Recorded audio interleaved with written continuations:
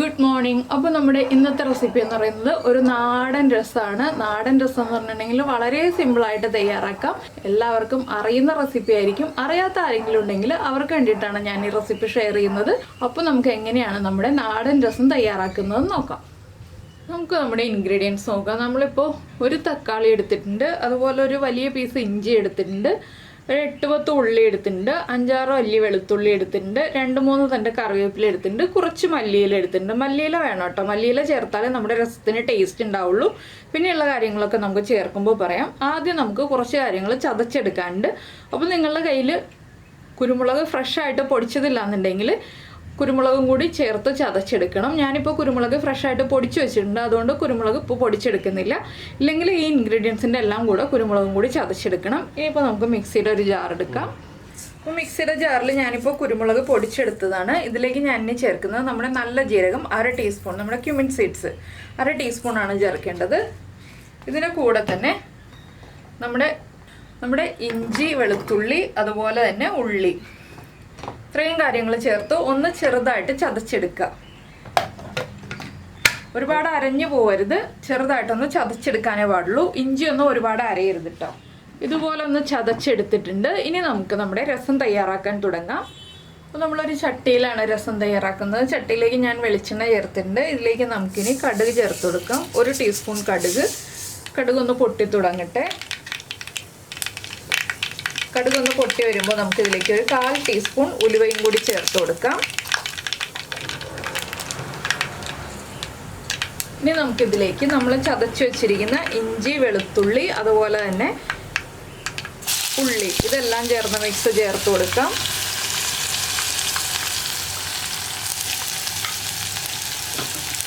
ഇത് ചേർത്തിട്ട് ഒന്ന് നന്നായിട്ട് ഇളക്കി ഇതിൻ്റെ ആ റോ ടേസ്റ്റ് ഒന്ന് മാറി വരുന്നത് വരെ ഒന്ന് ഇളക്കി കൊടുക്കുക. വേഗം തന്നെ കുക്കായി കിട്ടും, നമ്മുടെ ചട്ടി നല്ല ചൂടായതുകൊണ്ട്. ഇനി ഇതിലേക്ക് നമുക്ക് പൊടികളെല്ലാം ചേർത്ത് കൊടുക്കാം.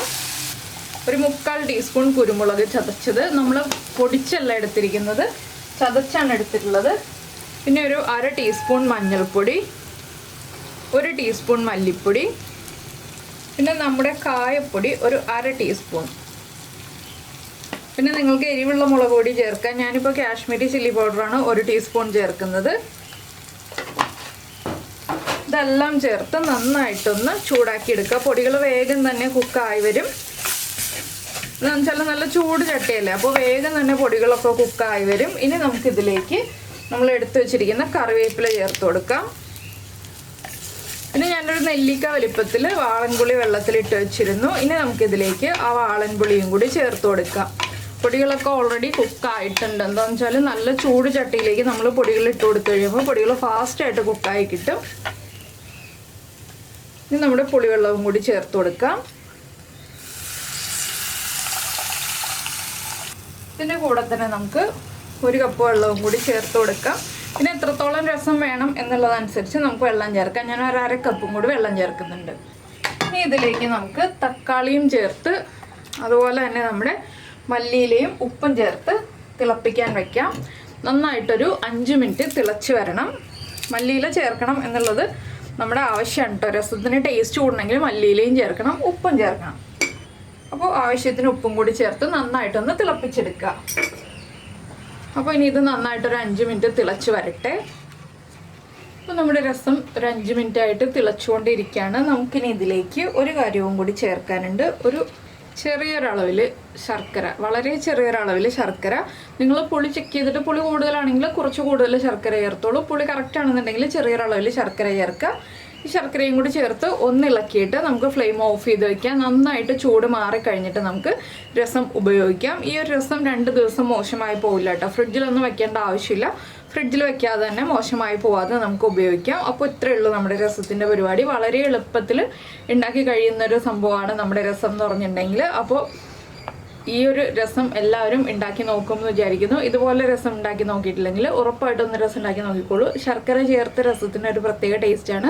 ഇതുപോലെ തന്നെ നമ്മൾ ഇതിനു മുൻപ് നമ്മുടെ അരച്ച തക്കാളി രസം ഉണ്ടാക്കിയിട്ടുണ്ട്. അതും കണ്ടിട്ടില്ലെങ്കിൽ നീതാസ് ടേസ്റ്റ്ലാൻഡ് അരച്ച തക്കാളി രസം എന്ന് പറഞ്ഞ് സെർച്ച് ചെയ്തിട്ടുണ്ടെങ്കിൽ ആ ഒരു രസം ഉണ്ടാക്കി നോക്കൂ. അതും ഉണ്ടാക്കി കഴിക്കൂ. നല്ലൊരു ടേസ്റ്റാണ് ആ രസത്തിനും.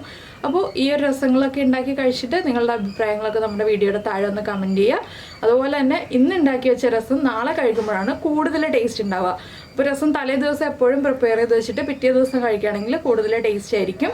അങ്ങനെ നിങ്ങൾ ഉണ്ടാക്കി കഴിച്ചിട്ടില്ലെങ്കിൽ ഉറപ്പായിട്ടും അതൊന്ന് ട്രൈ ചെയ്ത് നോക്കിക്കോളൂ കേട്ടോ.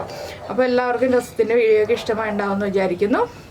അപ്പോൾ ചോറിൻ്റെ കൂടെ രസമൊക്കെ ചേർത്ത് കഴിച്ചിട്ട് നിങ്ങളുടെ അഭിപ്രായങ്ങളൊക്കെ വീഡിയോയുടെ താഴെ കമൻറ്റ് ചെയ്യുക. അതുപോലെ ഇഷ്ടപ്പെട്ട റെസിപ്പി ആണെങ്കിൽ ഒന്ന് ലൈക്ക് ചെയ്യാനും കൂടെ മറന്നു പോകരുത്.